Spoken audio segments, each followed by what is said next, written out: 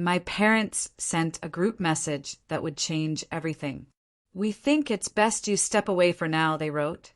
The words felt clinical, distant, like a corporate memo rather than a family decision. My aunt reacted with a thumbs-up emoji, just a simple digital gesture that somehow made everything worse. I stared at that little blue thumb for what felt like an eternity before I wrote back, "Understood. I'll respect that decision and step away from the family fun, too." That same night, I closed my contribution to the account I'd been quietly maintaining. At exactly 3:11 a.m., my phone started buzzing incessantly. By the time the sun came up, there were 89 missed calls cluttering my screen. My dad had left a voicemail, his voice shaky with a mixture of anger and genuine fear. "What happened?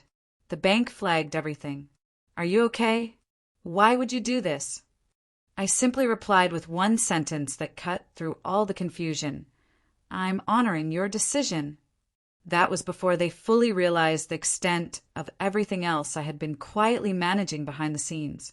"We think it's best you step away for now." Those words kept echoing in my mind. It had arrived as a group message of all things, not even the courtesy of a phone call or face-to-face conversation. My parents, my aunt, even my uncle was included in that digital circle, though he rarely contributed to family discussions. But this time, he didn't need to say anything. His silence spoke volumes, and the collective agreement was deafening. The message hit me at precisely 7:42 p.m. on a Thursday evening. I was reheating some leftover curry from the night before, thinking about finishing that budget spreadsheet before heading to bed, when I saw the notification pop up on my screen. "We've discussed it extensively, and we think it's best if you step away from the family for now. Megan needs space to heal." "We all do." Beneath those words, my aunt had reacted with a thumbs up, just like that. No phone call, no detailed explanation, no opportunity for dialogue. Just a thumb. I stared at the screen for a full minute, maybe longer, before typing my response. "Understood. I'll respect that decision and step away from the family fun, too." I didn't wait for any reply or attempt at clarification. That same night, I logged into the joint account I'd been silently maintaining for the past 5 years, the financial lifeline that had become so integral to their survival. The account that covered Mom's insulin prescriptions, helped Dad refinance the second mortgage on the house, and kept Megan's car running when her paychecks got delayed or didn't come at all. I methodically removed all of my automatic contributions. Then I closed the account entirely. At exactly 3:11 a.m., my phone started buzzing with an intensity that seemed almost violent in the quiet darkness of my bedroom. It buzzed and buzzed and buzzed without stopping. By the time sunrise painted my walls golden, there were 89 missed calls scattered across my call history. The last voicemail was from my dad, and his voice carried a tremor I'd never heard before. Shaky, angry, and genuinely scared. "What happened?" "The bank flagged everything, and we can't access any of the accounts." "Are you okay? Why would you close everything like that?" I replied to his message with just one sentence. "I'm honoring your decision." That was before they realized just how much I had quietly managed and orchestrated behind the scenes. To really understand why that message felt like such a profound betrayal, you'd have to go back 5 years in time, back to Megan's second hospitalization, when Dad called me while crying in a Walgreens parking lot at 11 p.m. "She's not going to make it this time, sweetie," he said through his tears. "The hospital says they won't admit her without proper insurance coverage, and we're completely tapped out financially." That night, I emptied my entire savings account and paid for her rehabilitation treatment out of my own pocket. Megan seemed stable and functional for a while after that. Everyone in the family called it a miracle, a sign that she was finally turning her life around. But what they never said out loud, not even once, was that I had made that miracle possible. No one ever offered to reimburse me for the thousands I'd spent. No one even bothered to ask how I was managing financially or emotionally during that period. But the financial requests didn't stop there. When Mom got diagnosed with diabetes, I quietly started covering her medication costs. Dad's hours were getting cut at the warehouse where he'd worked for 15 years. Megan was cycling in and out of stability like a broken record. And every single time she crashed and burned, they came to me quietly and desperately like I was their personal ATM. At first, the requests were relatively small. "Just $300 to get us through this month," they'd say. "We'll pay you back as soon as things stabilize." Then they asked if I could help establish something more permanent, something systematic, a sort of family emergency pool that everyone could rely on.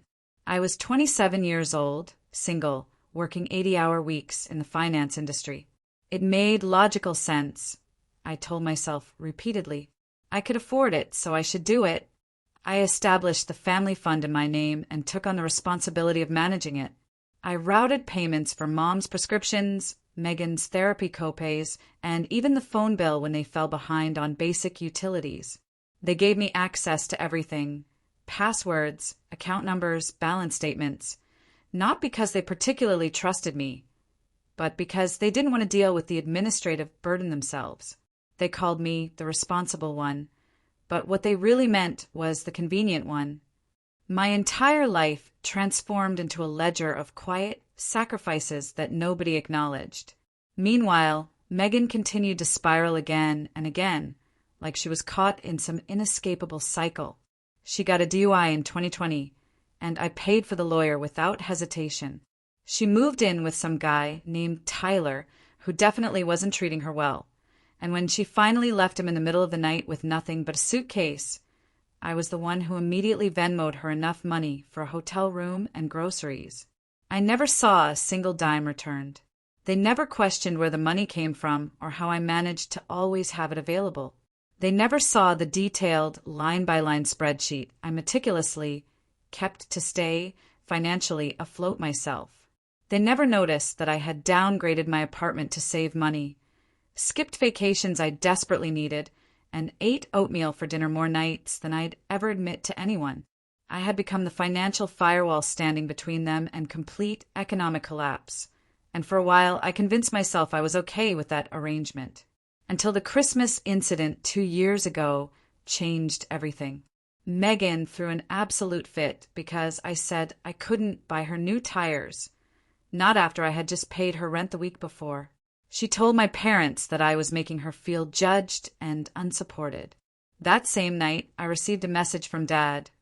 "Just try to be a little more understanding, Leah. She's in recovery, and you don't really know how hard that struggle is for her." Something inside me snapped that night, not publicly or explosively, but something fundamental cracked like ice under unbearable pressure. I didn't reply to his message. Instead, I did something completely different. I started methodically documenting everything. Every dollar sent, every invoice paid, every excuse they manufactured. I created backup files, emailed myself bank statements, and collected screenshots of every transaction. Not to hold it over them initially, but to remind myself that it was real, that I wasn't imagining the constant drain, the established pattern, the endless taking without any giving in return. Then, last month, everything finally came to a head. Megan texted the family group chat. "Hey everyone, I know money's tight right now, but could the fund cover a yoga retreat in Arizona? It's specifically for my mental health and healing." A yoga retreat that cost $3,200. I didn't answer immediately. Instead, I waited and watched. I wanted to see what they would say, how they would respond to this latest request. And my dad, the same man I had pulled out of overdraft twice just last year, replied without hesitation, "Sounds like something you really need, sweetheart. Let's see what we can do to make it happen." Mom immediately chimed in with a heart emoji, as if that simple gesture somehow validated the entire ridiculous request. That's when the harsh reality finally hit me like a freight train. They weren't just using me anymore. They had come to expect me to be used. They genuinely thought the fund was theirs by right, that I was some kind of silent donor who existed solely to bankroll their lives without question or acknowledgement. The gratitude that might have existed in those early days had completely evaporated years ago, and in its place was pure, unadulterated entitlement. But the real kicker, the proverbial grenade thrown into an already volatile room, came just 2 nights before that devastating group message arrived. We were on one of our monthly family calls, those supposedly supportive check-ins that usually devolved into an impromptu therapy session for Megan, with me serving as the invisible ATM humming quietly in the background. I had tried to share some genuinely exciting news about my recent promotion. I'd been made a director at the firm, a huge accomplishment that came with a massive salary increase and significant new responsibilities. I was genuinely proud and wanted to share this milestone with my family. Dad interrupted me mid-sentence, without any apology. "Sorry, honey, but can we circle back to Megan's housing situation? She's not feeling safe in her current unit anymore. They wanted to relocate her to a better neighborhood, and obviously they expected my financial assistance to make it happen." I didn't explode. I didn't launch into a tirade. I simply said calmly, maybe it's time someone else stepped up and took responsibility for once. The silence that followed was cold, stony, and deeply offended. You could practically feel their collective shock through the phone connection. And then, exactly 2 days later, came that message: "We think it's best if you step away for now." The thumbs-up reaction from Aunt Carol felt like a knife sliding between my ribs. They genuinely thought they were cutting me off, severing ties with someone who had become inconvenient or problematic. They didn't realize they were actually severing the cord to the only thing keeping their entire financial ecosystem stitched together and functioning. I had been the quiet, steady current flowing beneath their lives, the invisible foundation supporting everything they took for granted. The moment I stopped flowing, their lights went out completely. It took exactly 36 hours for the fallout to begin cascading in earnest. First came the overdraft notices, automated emails and text messages that started trickling in like the first drops of rain before a storm. Then Mom's pharmacy called me directly, confused about why her prescription payment had been declined. Then Megan, the same person who desperately needed space for me, left a voicemail that started as a whisper and gradually escalated into screaming. "Why would you do this to us? You knew I needed that payment to go through. How could you be so vindictive?" By Sunday morning, the text messages had become absolutely relentless. Dad sent a barrage of voice notes like a man unraveling in real time, his voice getting progressively more panicked with each recording. "They exiled me from the family chat as if I didn't belong there," he said. "The mortgage payment bounced. I thought you had handled the insurance renewal. The car insurance lapsed, so now we're driving uninsured. What did you do to the utilities account? The bank locked our main checking account and said there were multiple red flags in the system. You need to fix this immediately. Fix this right now." As if I had deliberately broken something that was working perfectly. As if I hadn't simply stepped back exactly like they had asked me to do.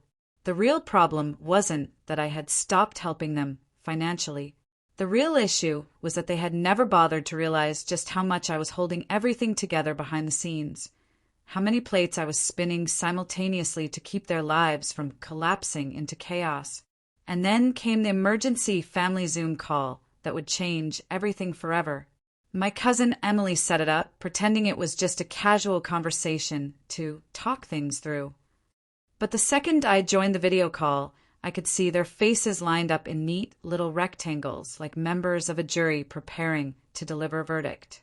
Mom's lips were pressed so tightly together they looked completely bloodless. Dad was pacing back and forth behind his camera like a caged animal.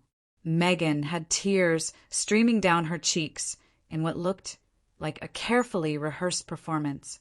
Aunt Carol sat smugly in an expensive scarf and pearls, as if we were gathered in some kind of family court proceeding.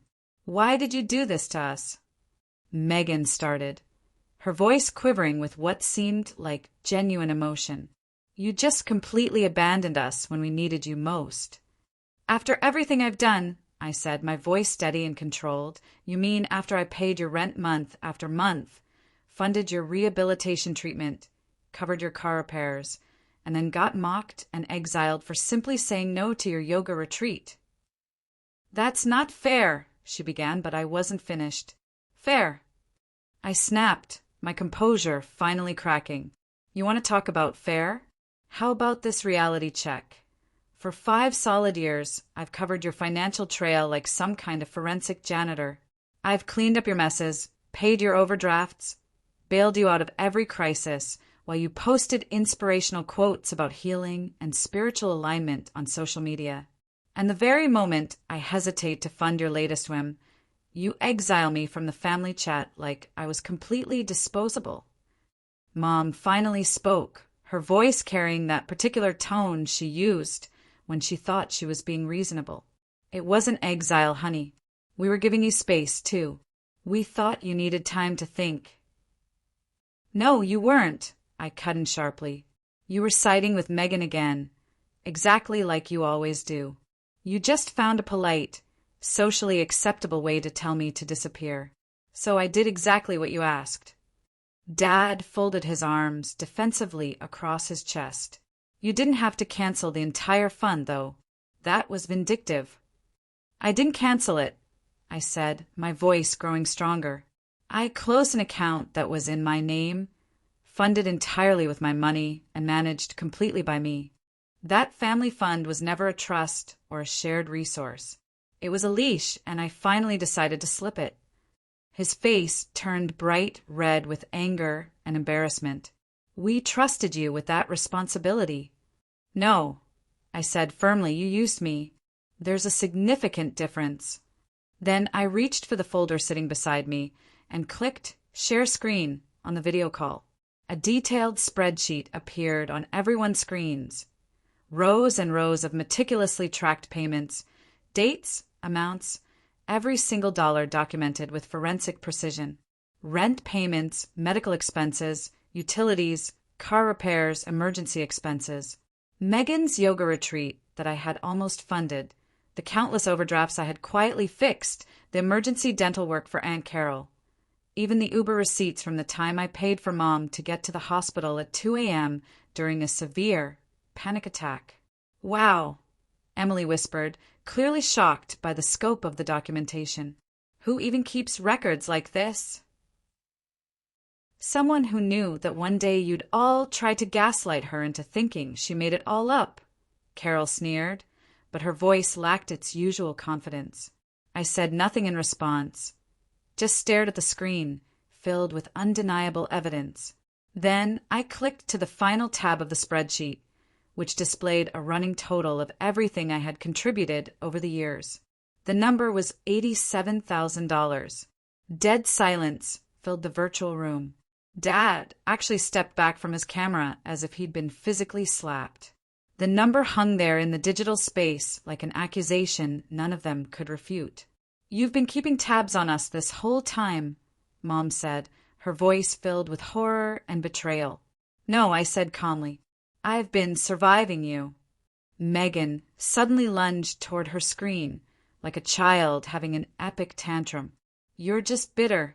You've always been bitter because no one gives you a gold star for being the supposedly good daughter. You want applause for acting like an adult and handling responsibilities.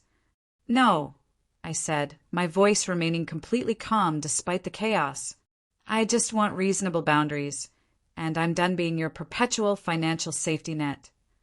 That's rich, Carol muttered under her breath. You think money is the only thing that matters in a family? No, I replied, but it was the only thing any of you ever came to me for. It was the only way I existed in this family dynamic. Then I closed the spreadsheet, looked directly into the camera, and delivered what I knew would be the final blow to their expectations. I've already contacted the bank and my financial advisor. All joint authorizations have been formally removed. My name is no longer associated with anything related to your accounts. The credit cards linked to my accounts have been closed. The shared utility auto-pay arrangements have been canceled. The insurance premiums, you'll need to re-enroll yourselves and set up your own payment methods. You wanted me to step away from the family. This is exactly what that looks like in practical terms. Mom gasped audibly. Dad's face turned completely pale. Megan looked like she'd been shot. Emily leaned back in her chair, clearly in awe of what was unfolding. But I wasn't finished yet. I also spoke to a lawyer, I added, letting that statement hang in the air for maximum impact. You'll be receiving legal documents in the next few days, I continued, my voice steady and deliberate. I'm formally dissolving any legal ties between me and what was essentially a family trust that was never properly formalized. Just in case someone tries to access my credit or open anything in my name again without my knowledge or consent. You're overreacting, Megan shrieked, her voice reaching a pitch that made everyone wince. You're completely cutting us off like we're strangers. I'm protecting myself, I said firmly, looking directly into the camera so there could be no misunderstanding. From now on, I'm not your plan B, not your fallback option, not your free ride through life. I'm done being the solution to problems I didn't create. Dad looked absolutely broken, his shoulders sagging under some invisible weight, but he said nothing at all. Mom was quietly sobbing now, her tears falling silently as she stared at her hands. Megan suddenly stood up and walked off screen, slamming something heavy in the background, probably a door or maybe a piece of furniture. Aunt Carol reached forward without saying a single word and ended the call abruptly, leaving me staring at a blank screen. And I just sat back in my chair, heart pounding like a drum, hands trembling slightly from the adrenaline coursing through my system. But for the first time in nearly a decade, I wasn't afraid of the inevitable fallout because I finally realized I had nothing left to lose except the crushing weight I'd been carrying for far too long. The silence that followed that confrontational call was almost eerily peaceful. For the first time in years, my phone didn't constantly buzz with messages saying, "Hey, quick favor," or "Can you just cover this one thing?" There were no guilt-laced voicemails waiting for me when I got home from work, no crying face emojis cluttering my text messages, no passive-aggressive social media posts from Megan about family members who turn their backs on the people who need them most. Nothing. Complete radio silence.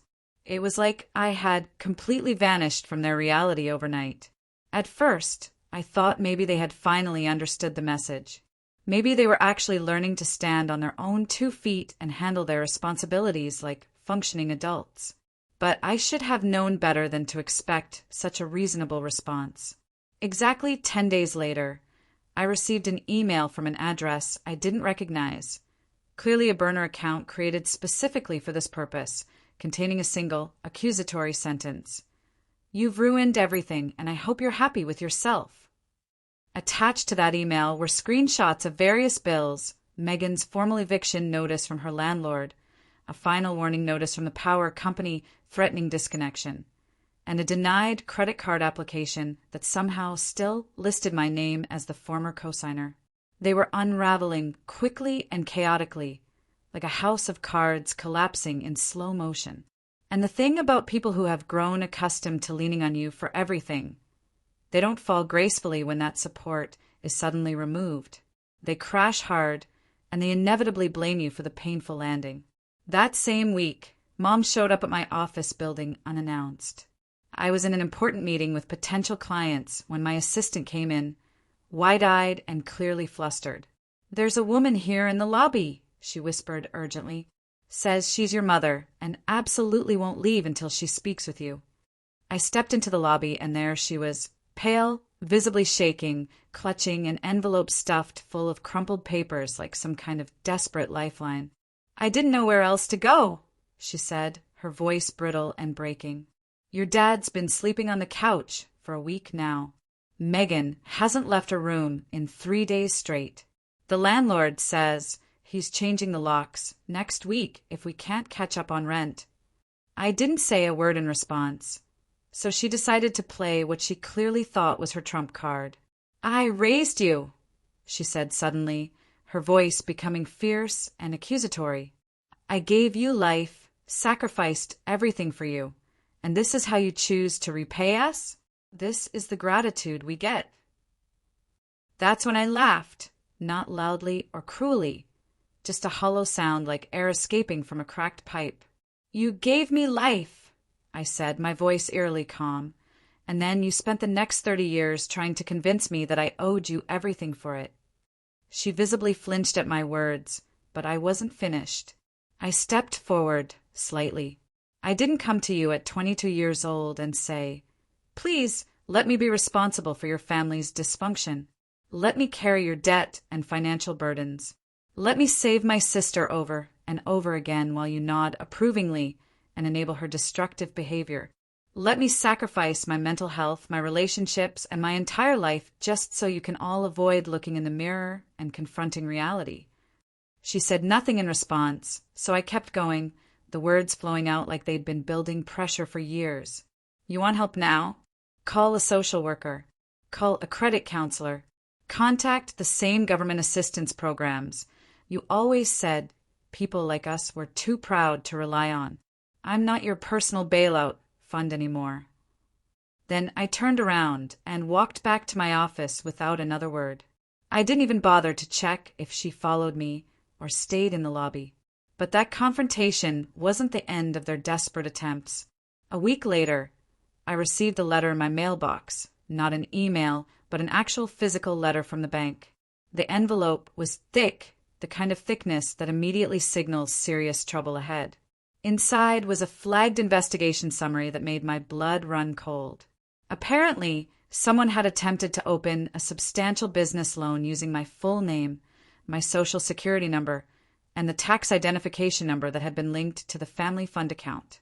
The only reason the fraudulent application didn't go through successfully was because I had closed that account just days earlier, which triggered an automatic fraud alert in the banking system.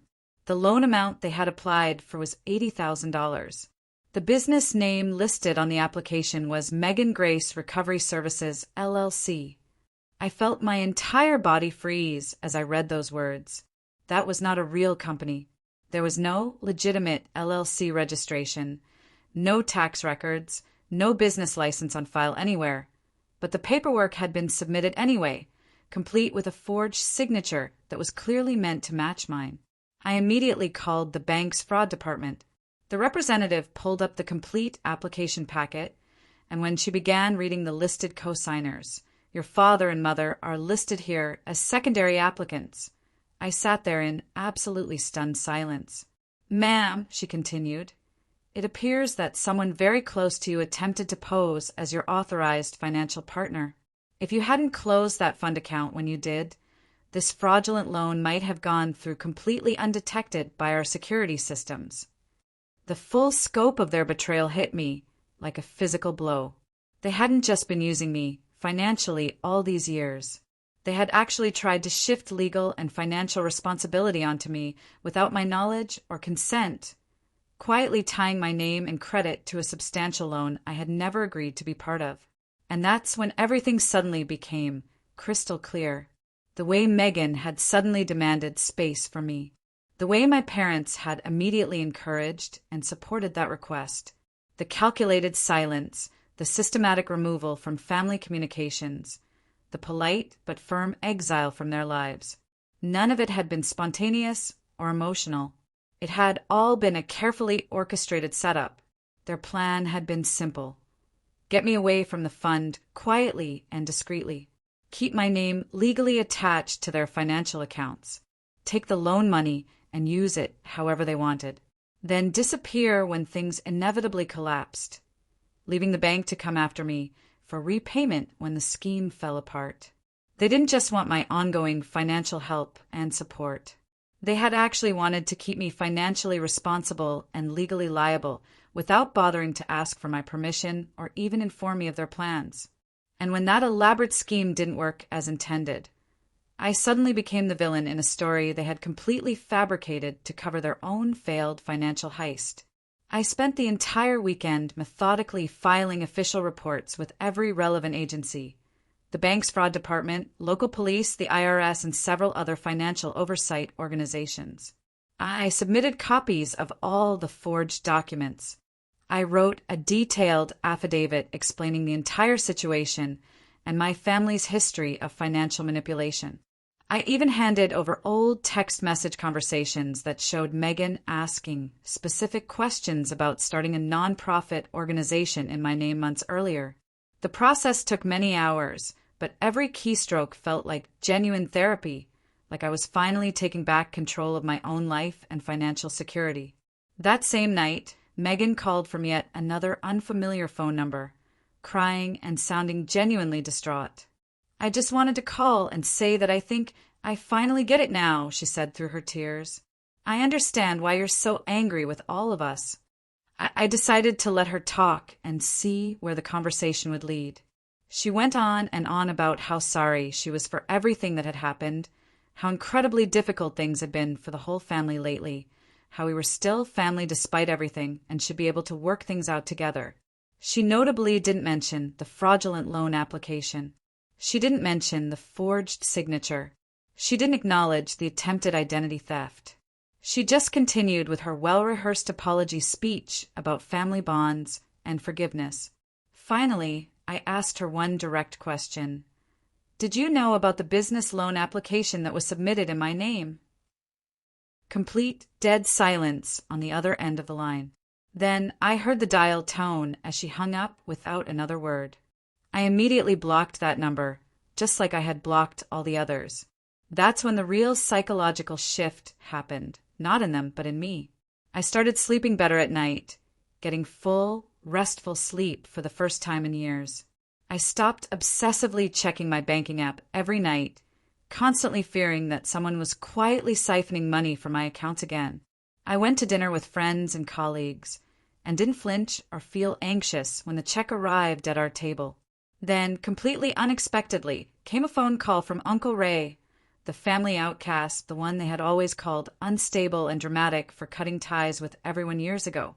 He had managed to find me through my LinkedIn profile.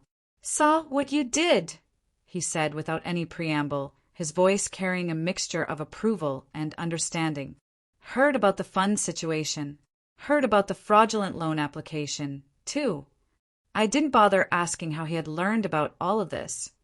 Ray had always known far more about family dynamics than he ever let on publicly. "You're not the first person they've completely drained," he added, his tone matter-of-fact, but not unsympathetic. "You're just the first one who finally had the courage to shut the faucet off completely." And that's when everything suddenly clicked into place with startling clarity. This destructive pattern wasn't just about me or my specific situation. This was generational, a long, established line of family members who had been systematically groomed into servitude, conditioned into silence, manipulated into being the perpetual savior, while everyone else willingly drowned themselves in layers of denial and dysfunction. They genuinely thought I was the villain in the story because I had finally stopped playing the hero role they had assigned to me. Ray's words echoed in my mind for days afterward. "Let me tell you something important about heroes. Most of them end up dying broke and completely exhausted while everyone else claps politely at their funeral. Don't let that be you. Not me. Never again." I moved to a different city just 2 months later. I found a new job with a better team, secured a significantly higher salary, and made absolutely sure to leave no forwarding address behind. It was a complete fresh start, the kind of clean break I had never allowed myself to imagine before. One day, while sitting in the quiet sanctuary of my new apartment, floors still bare, furniture still being delivered piece by piece, I received an unexpected message on Facebook from Tyler. Yes, that Tyler. Megan's supposedly abusive ex-boyfriend, the one I had helped her escape from in the middle of the night. Didn't expect to be writing this, the message read, "But thank you for helping her, even when she didn't deserve it. I wasn't the only thing she needed saving from, and you probably already know that." The message stopped me completely cold. Not because I needed external validation for my actions, but because it was the very first time anyone from that entire toxic orbit had openly acknowledged the fundamental truth of the situation, that I had been systematically saving them from themselves until the day I finally stopped. And when I stopped enabling their dysfunction, the silence that followed wasn't guilt or regret. It was pure, unadulterated freedom. It's been almost a full year now, 12 complete months since I closed the family fund account, since the group chat exile that started everything, since that 3:11 a.m. phone call that spiraled into 89 missed calls, one desperate voicemail, and a complete financial collapse they never saw coming despite all the warning signs. Since they submitted that fraudulent business loan application using my identity without telling me, attempting to frame me for $80,000 in completely imaginary recovery services. I kept thinking I would feel empty and hollow after walking away from everything I had known. That crushing guilt would inevitably sneak back into my consciousness late at night like it used to, whispering those familiar refrains. They're your family. Maybe you overreacted to the situation. Maybe you could have somehow saved them if you had just tried harder. But the only emotion I genuinely feel now is peace, not the performative kind that you put on display for others. Not the kind you desperately pretend to have when you're holding back tears during tense Sunday dinners while someone casually jokes about how you're always the responsible one in the family. This is real peace, the kind where your phone doesn't constantly buzz with a sense of impending dread, where your money actually belongs to you, where your boundaries hold firm under pressure, where you don't feel compelled to apologize for finally being free. They tried to pull me back in, of course. Mom sent an email on Christmas Eve saying that the tree looked emptier this year without you, and she attached a carefully staged photo of her and Dad sitting in the living room, smiling without showing their teeth, a complete performance designed specifically for the camera lens and my guilt response. Megan emailed me on her birthday in March, sending a 5-paragraph essay about how she was reclaiming her personal power and learning to be independent, ending with a seemingly casual line about needing help covering her first and last month's rent for a new apartment. The manipulation was so transparent it was almost comical. I didn't reply to either message. I made the conscious choice to let their words disappear into the digital void without acknowledgement. I still check my credit score religiously every month. It remains excellent. There have been no surprise accounts opened in my name. No mystery charges appearing on my statements. The security alerts I set up after discovering the forgery attempt have never been triggered because now I truly own my life, and I protect it with the same fierce dedication I once used to protect theirs. But here's the part of this entire experience that I genuinely didn't expect. Other people started coming forward with their own similar stories. Cousins I hadn't seen or spoken to in years reached out. Coworkers I had barely exchanged small talk with began sharing their experiences. Even a complete stranger on Reddit who had read a comment I left in a personal finance thread sent me a private message saying, "Your story! I think it happened to me too." It turns out there are far more of us than I ever realized. The strong ones, the supposedly reliable ones, the people who consistently pay the rent, fix the ongoing chaos, hide the panic attacks, and carry the emotional weight while being constantly told we're too cold, too calculating, too selfish. When we finally work up the courage to ask for something back, basic respect, acknowledgement, reciprocity, suddenly we become the family villains with no redemption possible. Until one day, we finally learn to slam the door shut and walk away. Let me be absolutely clear about something. Walking away from my family was the hardest thing I have ever done in my entire life. Harder than watching Megan relapse over and over again. Harder than deleting Dad's number from my emergency contacts. Harder than choosing deliberate silence while they called me selfish, bitter, and cruel behind my back and sometimes to my face. But it was also the most necessary thing I have ever done for my own mental health and future well-being. And the final confirmation that I had made the right decision came just a few weeks ago. I was walking home from a late client meeting, taking the same familiar street I had walked dozens of times before, when I spotted someone sitting outside the corner bakery that I frequented, there in her expensive scarf and pearls. Maintaining that same smugly superior posture I remembered so well was Aunt Carol. She saw me approaching and waved enthusiastically like we were old friends who had simply lost touch over the years. I nearly kept walking without acknowledging her presence, but something made me stop and engage. She looked me up and down with obvious assessment, taking in my professional attire and confident demeanor. "You look really well," she said, and there was something almost surprised in her tone. "I am well," I replied simply. There was a beat of awkward silence. Then, with absolutely zero irony or self-awareness, she asked the question that confirmed everything I had suspected about their fundamental lack of understanding. "Would you ever consider setting something up again for family emergencies? Just something small and manageable?" I laughed long and low, and from somewhere deep in my gut, the kind of laugh that comes from a place of genuine amazement at human audacity. Then I said calmly, looking directly into her eyes, "I did set something up for emergencies. It's called My Future, and it's not for sale." And then I walked away without looking back. I don't know if they will ever truly understand what they lost when I left, or why I absolutely had to go. Maybe they'll collectively rewrite the entire story in their minds, deciding that I was greedy, unstable, and ungrateful from the beginning. Maybe Megan will write a self-serving blog post about toxic siblings and turn it into a profitable podcast about family trauma. Maybe they'll find some other family member to manipulate and exploit. I don't care anymore, because the truth is elegantly simple. I'm not the villain in their story. I'm the one who finally escaped it entirely. And in doing so, I gave myself the one precious thing they never could: freedom without conditions, boundaries without apology, and a life that truly belongs to me.